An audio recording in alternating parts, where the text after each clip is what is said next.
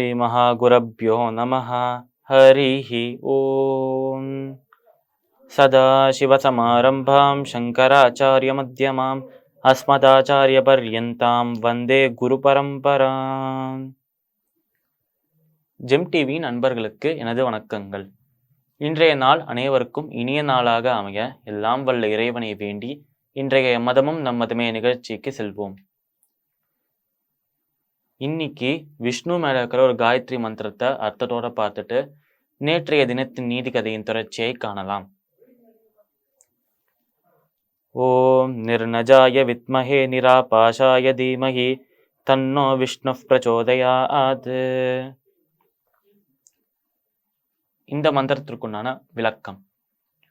ஓம் நிர்நஜாய வித்மஹே. நிர்நஜன் என்றால் எப்பயுமே எப்பொழுதுமே நிலைத்திருப்பவனுக்கு, எப்பொழுதுமே இருப்பவனுக்கு நிர்நஜன் என்று பெயர். அதாவது என்றுமே அழிவே இல்லாமல் என்றும் இருப்பவனுக்கு நிர்நஜன் என்று பெயர். ஓம் நிர்நஜாய வித்மஹே நிராபாஷாய தீமஹி. அதாவது எந்த விதமான ஒரு பற்றுகளும் இல்லாமல் இருப்பவனுக்கு நமஸ்காரம் என்று சொல்றோம். தன்னோ விஷ்ணு பிரச்சோதயாத். அதாவது நிர்நஜனாக எப்பொழுதும் இருப்பவனாகவும் நிராபாஷாய அதாவது பற்றுகள் இல்லாமல் இருப்பவனுமான எங்களை காக்கும் விஷ்ணுவுக்கு நமஸ்காரம் என்று சொல்றோம். விஷ்ணு என்றாலே காப்பவர் என்று அர்த்தம். ஆனால் நம்மை காப்பவராக காக்கும் தெய்வமாக இருக்கும் விஷ்ணுவுக்கு நமஸ்காரம் அப்படின்னு சொல்றோம். இந்த மந்திரத்திற்குண்டான விளக்கம் இதுதான். இப்ப நம்ம நேற்றைய தினத்தின் நீதி கதையின் தொடர்ச்சியை காணலாம். நம்ம ஏற்கனவே பார்த்த மாதிரி இந்த திருடனும் இந்த செல்வந்தரும் இந்த பணக்காரரும் கொஞ்சம் ஒரு பழகிட்டு இருக்கும் போது நல்லா இந்த திருடனும் அந்த செல்வந்தரை பத்தி நிறைய விஷயத்த தெரிஞ்சுக்கிறாராம். ஆனால் இங்க ஒரு விஷயம் என்னன்னா, அந்த செல்வந்தருக்கு இந்த திருடனை பற்றி ஒண்ணுமே தெரியாதாம். ஏனென்றால் இந்த திருடன் அவனை பத்தி அந்த செல்வந்தர்கிட்ட சொன்னது எல்லாமே பொய்யாம்.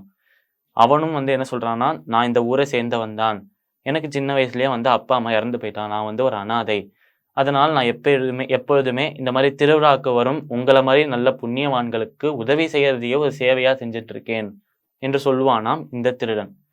இதையும் நம்பி இவனை மாதிரி ஒரு உயர்ந்த உள்ளம், இவனை மாதிரி ஒரு நல்லவன் இருக்கவே முடியாது என்று ஏமாந்து போறாராம் அந்த செல்வந்தர்.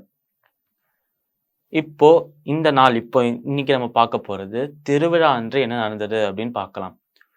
கரெக்டா திருவிழா நாள் வரும்போது அந்த நேரத்துல அந்த முழு ஊரே, இப்ப எப்படி நம்ம சாதாரணமாக அந்த ஊர் சந்தோஷமாக இருந்தாலே திருவிழா கோலம் பூந்தது அப்படின்னு சொல்லுவோமோ, அதை விட பல மடங்கு சந்தோஷமாக அந்த ஊரே இருந்ததாம். அந்த ஊரை சுற்றி இருக்கும் எல்லா ஊர்களும் இருந்தாம். அதனால அவ்வளோ ஆனந்தமாக அவ்வளோ சந்தோஷமாக இருந்த அந்த ஊர்ல மொத்தமாகவே எடுத்து பார்த்தா சந்தோஷம் இல்லாமல் சோகமாக ஒரு எப்பயுமே ஒரு டிஜெக்ஷன் அப்படின்னு சொல்லுவாங்கல்ல, அந்த மாதிரி ஒரு டிஜெக்ஷன்ல இருந்த ஒரே ஆள் அந்த திருடன் மட்டும்தானா. ஏனென்றால் எவ்வளவுதான் நோண்டி நோண்டி கேட்டாலும் இந்த செல்வந்தர் அவரோட பணத்தை எல்லாம், பணம் காசு எல்லாத்தையும் எங்க வச்சிருக்காருன்னு சொல்ல முடியலையாம். இந்த செல்வந்தர் கிட்ட இவன் ஏன் காசு பணத்தை பற்றி கேட்கணும்னா, எப்படியோ வெளியூர்ல இருந்து வந்திருக்காரு, இங்க நம்ம ஊருக்கு வந்திருக்காரு, இப்போ திருப்பி அந்த ஊருக்கே போறதுக்காகவாவது காசு வச்சிருக்கணும், அந்த காசையாவது திருடலாம் என்று யோசித்தானாம் அந்த திருடன். அவன் என்னதான் எங்க காசு இருக்கு எங்க பணம் இருக்குன்னு எப்படியெல்லாம் கேட்டு பார்த்தாலும் நேரடியாக அவன் கேட்க முடியாது, கேட்டால் மாட்டிப்பான். அதனால எப்படியெல்லாம் வளைச்சு நெளிச்சு கேட்க முடியுமோ கேட்டு பார்த்தாலும் அந்த செல்வந்தர் விட்டு கொடுக்கறதா தெரியல, அவர் காசு எங்க இருக்குன்னு சொல்றதா தெரியல. அதனால களைப்படைந்து சரி இவன்கிட்டேன்னு நம்ம காசை திருட முடியாது, இவன் கூட வரைக்கும் போகலாம், இவ்வளோ நேரம் பேசிட்டோம், தனியாக விட முடியாது, அதனால இவன் கூட போகலாம் திருவிழாக்கு, திருவிழா முடிச்சதுக்கு அப்புறம் அவன் ஊருக்கு போயிடுவான், நம்ம வேற யாராவது ஆளை பார்த்துக்கலாம் அப்படிங்கிறதுக்காக இந்த திருடன் அவரோட அந்த செல்வந்தரோட சேர்ந்து திருவிழாக்கு போறாராம்.